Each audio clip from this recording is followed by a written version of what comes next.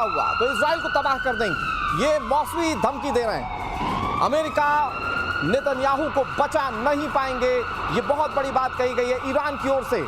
यानी कि cease fire भले ही हो चुका हो, इसको कई दिन हो चुके हों, लेकिन अभी की स्थिति है कि तनाव जारी है और तनाव इस कदर जारी है कि धमकी देने का सिलसिला जारी है। आपको याद होगा इजराइल ने कैसे कहा था कि हम नहीं छोड़ेंगे किसी को अगर ईरान के अंदर कोई भी न्यूक्लियर की तरफ आगे कदम बढ़ाता है। और अब ईरान की ओर से क्लियर किया जा चुका है कि अब अगर हिमाकत की इजराइल ने तो अमेरिका भी बचा नहीं पाएगा नेतन्याहू को। इस मुद्दे पर बातचीत करने के लिए कई सारे मेहमान हमारे साथ जुड़ गए। मैं तारुफ आपसे करा देता हूं, कर्नल शैलेंद्र सिंह हमारे साथ जुड़ गए बतौर डिफेंस एक्सपर्ट और हमारे साथ वॉरशिप कैप्टन श्याम कुमार जुड़ गए बतौर डिफेंस स्ट्रेटेजिक एक्सपर्ट। आप दोनों का स्वागत। शुरुआत श्याम सर मैं आप ही के साथ करता हूं।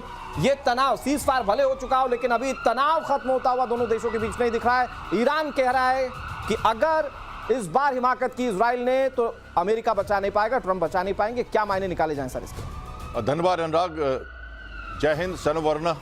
देखिए, मंशा पूरी हुई नहीं है। जब तक मंशा पूरी नहीं होगी इजराइल की, उसका कहना है रिजीम चेंज करो, ये रेडिकलाइजेशन की सरकार है, ये नहीं चलेगी। तो मिसाइल्स के साथ काफ़ी घमासान लड़ाई की ईरान ने। इनरिचमेंट प्रोग्राम जो है उनका जो मकसद था वो भी शायद अभी ये कंट्रोवर्सी है कि क्या हुआ नहीं हुआ।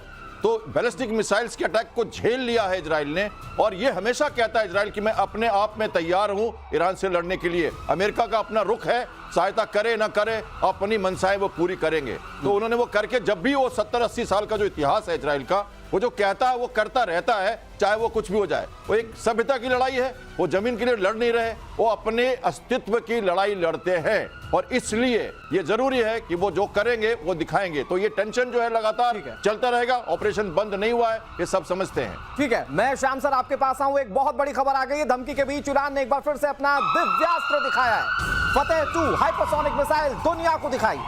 40 सेकंड्स में इजराइल तक पहुंचने का दावा किया जा रहा है। ये फतेह 2 हाइपरसोनिक मिसाइल है, इसकी रेंज अच्छी खासी है। इससे समझिए कि 40 सेकंड में तकरीबन 1200 किलोमीटर की दूरी ये मिसाइल तय कर लेगी। फतेह 2 हाइपरसोनिक मिसाइल को दुनिया के सामने ईरान ने रखने की कोशिश की और ये सीधा थ्रेट सर इजराइल को देने की कोशिश की है। श्याम सर जय हिंद, नमस्कार। देखिए, सबसे बड़ी बात है ईरान ने अगर फतेह 2 बना ली, चलिए मान लेते हैं मैक 5 की उसकी स्पीड ले लीजिए, तो वर्कआउट होता है तकरीबन 6000 किलोमीटर पर आवर की स्पीड। उस पॉइंट ऑफ व्यू से 40 सेकंड में इजराइल ज़रूर पहुंच जाएगी। बट क्या आपको लगता है कि इजराइल अपने आप में उसका अकेला नंबर है या यूएस भी नंबर है या नहीं है? क्योंकि इनकी जो एम था वो था यूएस के लिए। As far as Israel is concern, मैं वैसे आपको बता रहा हूँ बड़ी जिम्मेदारी के साथ, अगर आप एयर डिफेंस सिस्टम्स किसी के भी इवैल्यूएट कर दीजिए, इनकी क्षमताएं जो है वो 15 सेकंड से लेकर 20 सेकंड के बीच की हैं, जिसके ऊपर वो इंटरसेप्ट कर पाता है। तो ऐसा नहीं है कि इम्पॉसिबल होगा। यस, डैमेज होगा, डैमेज अभी भी हो रहा है, बट आई डोंट थिंक कि इजराइल बहुत ज़्यादा कंसर्न है सिर्फ डैमेज का। इजराइल सेंसिटिव है, यूएस सेंसिटिव है, तो वो है सिविल कैजुअलिटीज़ का। वो भी वहाँ की जो सिविलियंस जो हैं वो बड़े एक्लिमेटाइज हैं, क्योंकि उन्हें मालूम है कि उनकी लड़ाई ये सिर्फ हाइपरसोनिक की नहीं है, उनकी लड़ाई अपने एग्जिस्टेंस की है, यहूदीपन की उनकी लड़ाई है। क्योंकि ईरान, अगर कल आप इजराइल को पूरा खाली कर दीजिए, वो पूरी ज़मीन हटा दीजिए, मैं कहता हूं मैप के ऊपर से, तो भी ईरान अपने आप में रुकेगा नहीं। उसकी लड़ाई उनके एग्जिस्टेंस के ऊपर है कि ये एग्जिस्ट नहीं करने चाहिए, लेकिन से इतनी नफरत है। चलें सर, आपने ये बहुत अच्छे से एक्सप्लेन किया, लेकिन श्याम सर जो मैं चेंज देख रहा हूं ईरान के स्टेटमेंट्स में, अब इजराइल को सेकंड पोजीशन पर रखते हुए अमेरिका को सीधे टारगेट करने की कोशिश है। क्योंकि अभी इससे पहले वाला जो स्टेटमेंट हमने अपने दर्शकों को बताया कि ईरान ये कह रहा है कि अमेरिका भी बचा नहीं पाए, मतलब ये ललकार सीधे अमेरिका के लिए भी है ईरान की ओर से। ये ललकार देखिए सिर्फ हवा में है, हवाई किले बना सकता है ईरान। ईरान को पता है अपनी जो कैपेबिलिटी है, अपनी जो लिमिटेशंस है, वो उसे पता है। उसने इजराइल की मार झेली है और उसने पूरी तरह से कोशिश की कि ये स्प्रेड हो। कभी वो हार्मुज की तरफ अपना रुख कर रहा था, कभी वो होती को भी समझा रहा था। ये सारे स्प्रेड करने का, फ्लेम पॉइंट बढ़ाने का तरीका उसका था, लेकिन ये उसने कंटेन करके रखा। उसके पता है कि वो अरबियन कंट्रीज उसको हेल्प नहीं करेंगे, इजराइल उसको मारता रहेगा। जहां तक बात है, आपको जब कतार में आप अटैक करते हो एयरबेस पे, और उसमें भी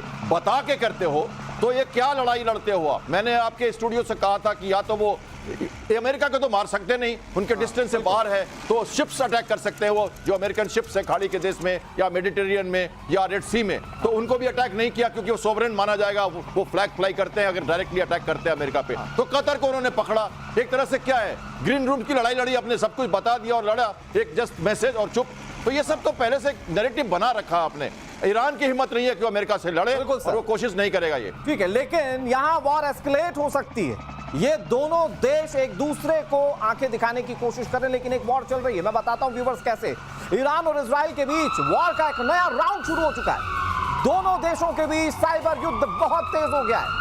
सीज फायर के बाद इजराइल पर 450 साइबर अटैक, इजराइल ने ईरान पर 10 बार साइबर अटैक किया है। और ये साइबर अटैक कैसे दोनों देशों को घात पहुंचाएगा, ये न्यू एरा ऑफ वॉर है शैलेंद्र सर। और इसमें cyber attack is one of the huge and major role into the war. नहीं, इसमें कोई शक नहीं है, ना केवल इजराइल और ईरान के बीच में है, आप देखेंगे दुनिया में हर जगह है। ये जो इनडायरेक्ट वॉरफेयर जो है, ये अपने आप में बहुत बड़ी चीज है। जहां तक आपने जो अगर 10 सेकंड दे तो आपने बोला ना कि उसने बोला है कि इजराइल को यूएस भी नहीं बचा पाया।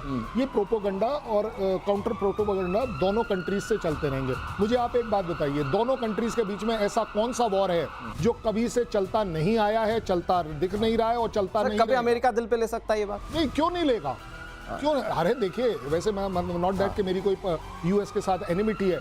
यूएस एक वो बेशरम देश है जो हर काम कर सकता है, कोई उसके बारे में कुछ भी बोलता रहे, वो करता अपना ही है अपने आप में। ज्यादा बड़ी बात है कि इजराइल इस चीज को टॉलरेट नहीं करता। अगर दोनों कंट्रीज में आप कंपेयर करें तो इजराइल बहुत सेंसिटिव है कि वो इंस्टेंट उसी समय पर अटैक करता है। और ये जो इंफॉर्मेशन वॉरफेयर, साइबर वॉरफेयर ये जो चल रही है, इसमें इकोनॉमिक घाटा दूसरी कंट्री को ज्यादा दिया जाता है। आपके अपने घाटे कम होते हैं एक तरह से कि आपके man power related, aircraft related आपके कोई लॉसेस नहीं है। तो इसलिए आप साइबर वॉरफेयर में ज्यादा डिपेंड करते हैं। बिल्कुल, लेकिन शाम सर इसको थोड़ा सा और एलोबरेट आप कीजिए, क्योंकि जब ये वॉर चल रही थी, वो 12 दिन के वॉर में भी इजराइल की कोशिश थी कि वो साइबर अटैक करे ईरान पर, और टेक्नोलॉजी के मामले में इजराइल बहुत सशक्त है। क्या उस स्तर पर वॉर इजराइल ने जारी रखी? भाई भले सीज फायर हो गया हो फिजिकल तौर पर, वहां हो सकता है कि इजराइल की वॉर जारी। लड़ाई 70 साल से कर रहा है वो, और खासकर ईरान के बारे तो बहुत अच्छा मित्र था। 40s जब 50s में 48 में जब आया था भिखारी बन के, जब भिक्षा मांगने ये इजराइल उस धरती पर, तो सबसे पहले डिप्लोमेटिक तो इन्होंने साथ दिया था। गुप्त मित्र रहे बहुत दिनों तक, फिर अभी शत्रु हैं। और लगातार मोसाद आपके सेंट्रीफ्यूज में बग डाल के पहले ही वेपन एनरिचमेंट प्रोग्राम को परेशान कर चुका है इजराइल, और साइबर अटैक कई बार कर चुका है। उनके साइंटिस्ट को मारना या गुप्त रूप से उनके अंदर की सारी जो सेनापति है उनको मारना और साइबर अटैक करना, प्रिएम्प्टिव स्ट्राइक्स हैं ये। इसके बिना एक्चुअल जो फिजिकल वॉर है वो सफल नहीं होता। तो अंदर मनोबल तोड़ने के लिए, फैसिलिटीज को ध्वस्त करने के लिए, इंफ्रास्ट्रक्चर की अंदर की जो रीढ़ की हड्डी है उसको तोड़ने के लिए साइबर अटैक की जरूरत पड़ती है, और जो कोल्ड वॉर में ज्यादा चलता है। इंटरेस्टिंग बात यह है कि 450 साइबर अटैक किए गए ईरान की ओर से। हम इजराइल के सशक्त होने की बात करते हैं, साइबर अटैक ज्यादा किए गए हैं ईरान की ओर से। इस पर बात करें, बहुत बड़ी खबर आ गई है, बहुत तेजी से एटम बम बनाएगा ईरान। यूरोपीय संघ ने, अधिकारियों ने इस बात की आशंका जताई है, बहुत गुप्त तरीके से, सीक्रेसी के साथ रूस से एटम बम बना सकता है। मैं व्यूवर्स आपको ये बिल्कुल क्लियर कर दूं कि रशिया ने जंग के दौरान भी ये कहा था कि हम न्यूक्लियर वॉरहेड दे सकते हैं ईरान को, और अब जो सीक्रेटिव तरीके से एटम बम देने की बात है, वो यूरोपीय संघ के अधिकारियों ने आशंका इस बात की जताई है।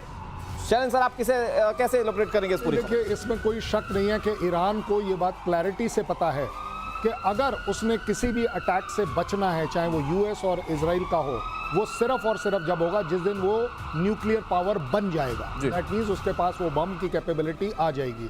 और ये दोनों कंट्री यूएस और इजराइल सिर्फ यही कोशिश में है। और जो अब आप देख रहे हैं कि यूरोपियन यूनियन का भी जो कंसंट्रेशन है कि ये बम बनाने की न केवल कोशिश करेंगे, और ये वो वाली बात है कि जब आदमी कोशिश की ठान ले वो बना भी लेगा। ऐसी बात नहीं है कि नहीं बना पाएगा, चाहे रूस सपोर्ट करे या ना करे। खरीदने को तो कल सवेरे पाकिस्तान से खरीद लें ये बम, कौन सी बड़ी चीज़ है? उनका बम तो ऑलवेज अवेलेबल है फॉर सेल, तो इसमें कोई बड़ी बात नहीं होगी। लेकिन ये कैपेबिलिटी अपने आप लेना, अपने पास रखना, ये मुझे अगर डिफेंसिव पॉइंट ऑफ व्यू से देखें तो मैं ईरान को अप्रिशिएट करूंगा कि आप अपनी डिफेंसिव मेंटालिटी के हिसाब से आप ठीक कर रहे हैं, लेकिन दुनिया इसको देखती है एग्रेसिव पॉइंट ऑफ व्यू से। अगर ईरान न्यूक्लियर पावर बनाता है तो वो इजराइल और यूएस के लिए ही बनेगा। ठीक है, लेकिन श्याम सर, इंपॉर्टेंट ये है कि इजराइल और ईरान, अमेरिका तो रोक रहे थे कि ईरान न्यूक्लियर पावर ना ले पाए। एक झटके में अगर रूस ने दे दिया न्यूक्लियर पावर, तो शायद ये बहुत बड़ा एक सेटबैक होगा इजराइल, अमेरिका और पूरे यूरोपीय देशों के लिए। देखिए, मुझे तो लगता है कि ये न्यूज़ बहुत लेट से आई है कि अमेरिका, ये रशिया उनको ये बॉम्ब देना चाहता है।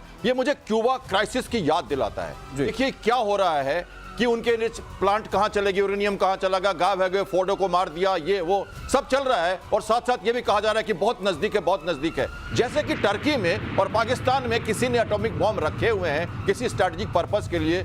ये तो मुझे कई दिनों से ऐसा लग रहा है लगातार कि ईरान में यही होने वाला है। तो ये तो क्यूबा क्राइसिस का एक तरह से वो दोबारा होने वाला है ऐसा एक्शन। और ये लग रहा है कि अब सीन ऑफ एक्शन पे धीरे धीरे नैरेटिव बनाए जा रहे हैं और आपको एक दिन पता लगेगा कि ईरान ने एक विस्फोट कर दिया और ये एक्चुअली उसका अपना तो है नहीं, ये सब रशिया का किया हुआ है। ओपनली जब रशिया कहता है कि उसे हम बॉम्ब दे सकते हैं, क्या माने लगाएगा दर्शक इसके, क्या लगाएगा विश्व इसका माने कि कल का अगर हो गया तो आप बोल भी नहीं पाओगे। हमने कहा था पहले, हम कर रहे हैं, हमारे सपोर्टर हैं, आप भी तो कर रहे हो पाकिस्तान में, आप भी तो कर रहे हो टर्की में, आप भी तो नाटो के साथ हेल्प कर रहे हो। तो कैसे आप आकलन करते हैं इसका, कैसे आप विरोध कर पाओगे? ये स्थिति बन रही है।